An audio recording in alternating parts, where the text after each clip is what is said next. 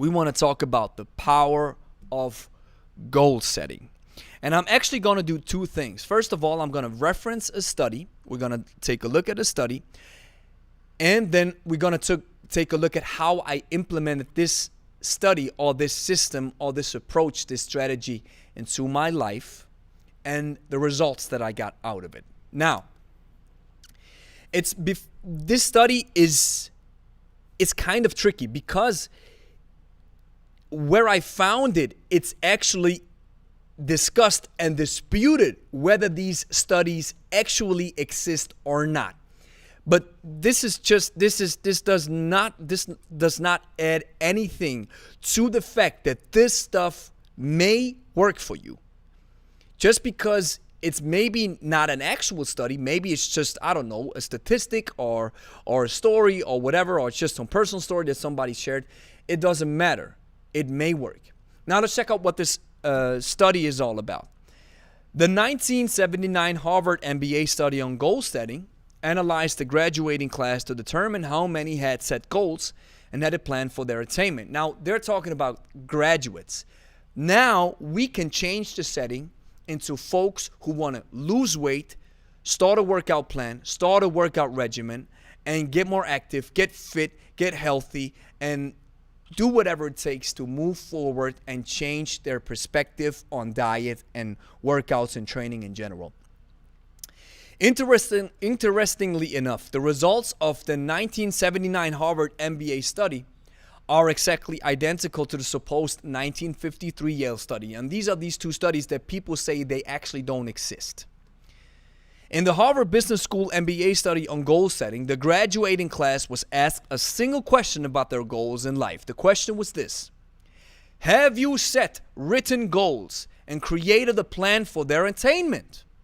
Prior to graduation, it was determined that 84% of the entire class had set no goals at all. Interesting. So 84% of the folks who were asked, hey, you have a goal and you have a strategy, said no goals, no strategy. I'm going to see what life hands to me. 13% of the class had set written goals but had no concrete plans. So they wrote the goals down, but they didn't have a strategy. Now, 3% of the class had both written goals and concrete plans. The results?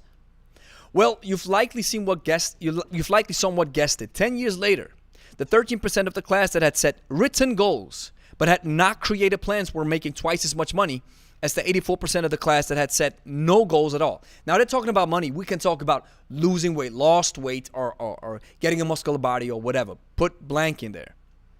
However, the apparent kicker is that the 3% of the class that had both written goals and a plan were making 10 times as much as the rest of the 97% of the class. Now, we take this study with a grain of salt because I don't believe it's actually, in my case, it's not as much about having a plan or a strategy to attain a goal. Because I found out in my reality, in my life, things will change.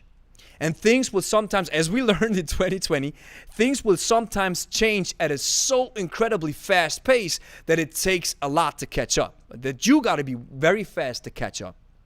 Now, what I do believe and what I'm going to show you with my results in the next slide is that having goals, having a clear goal that there's a point where you want to go, and then just outlining a small strategy. It doesn't have to be the strategy from beginning to end, because I like this analogy. If you drive a car, those two headlights, they don't shine the way straight home. They just shine the way in front of you so you know where you're going in the present.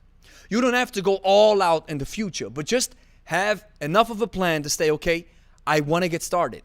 And what I want to reference right here is I have read a study on weight loss, which was very interesting, where people had a study where they asked participants to, every time they step on the scale, they have to either record via audio or write down what they are thinking.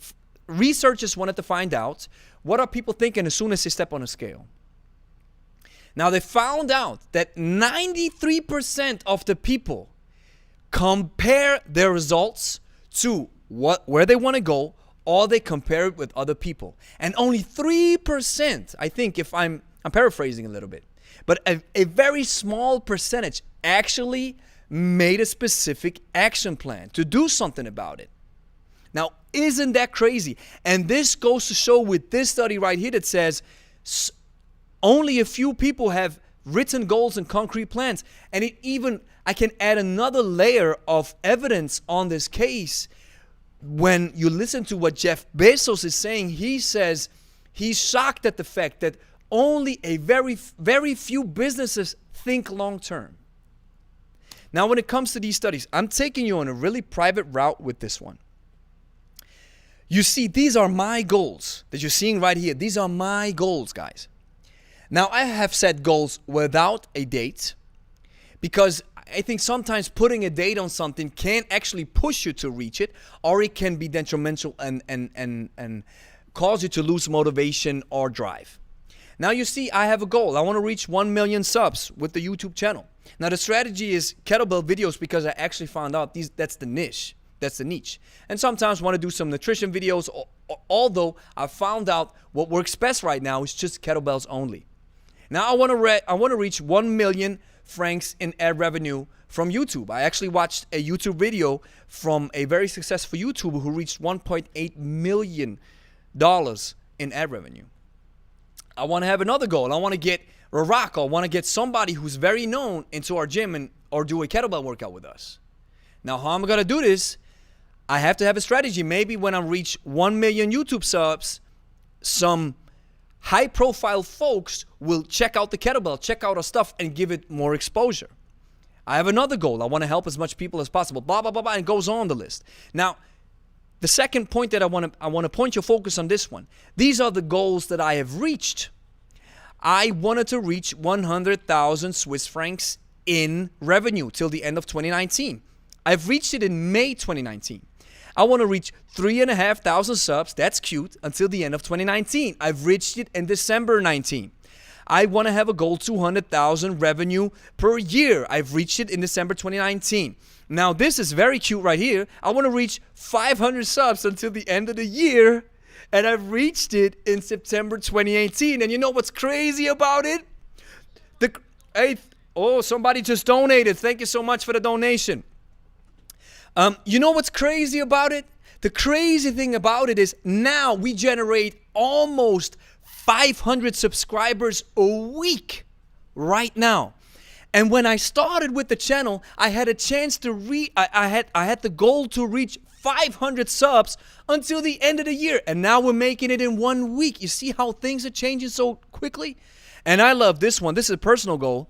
I wanted to buy a BMW M4 Competition All Black, and I reached that goal in October 2019. So you see, guys, this is how goal setting can affect your future. This is how goal setting can help you reach anything. And it's not about setting crazy goals that won't work out. I want to have 1 million subs until the end of next week. That's impossible. That's crazy. And we can put it in the same way now. I want to be a professional when it comes to kettlebell training. I want to have the swing, the clean, and the snatch perfected to the level of legendary athletes by the end of the month. That's not realistic. But what you can do is you can say, I want to be better. I want to improve to a level where I can say I'm feeling nice, I'm feeling great with the swing or the clean or the snatch or whatever until the end of the month. I just want to improve step by step, one step at a time. And if you write that stuff down, this is what Jim Rohn says, if you write that stuff down, something magic happens. Some magical stuff happens if you write stuff down and you use a strategy and you follow that strategy. I'm right now listening to the book of Stephen King. It's called About Writing, I think.